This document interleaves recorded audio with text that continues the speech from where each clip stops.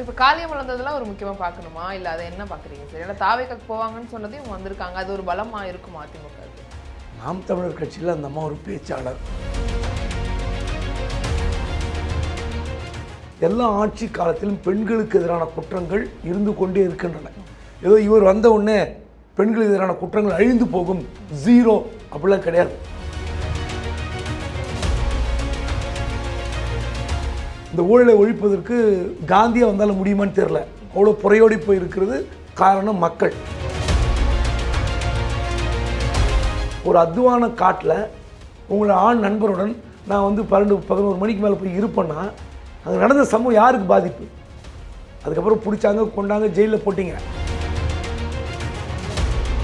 அது என்டிஏ அலைன்ஸுக்குள்ள விஜய் எப்படியாவது கொண்டு வந்தால்தான் திமுக வீழ்த்த முடியும் அப்படின்ற ஒரு நம்பிக்கை அல்லது பயம்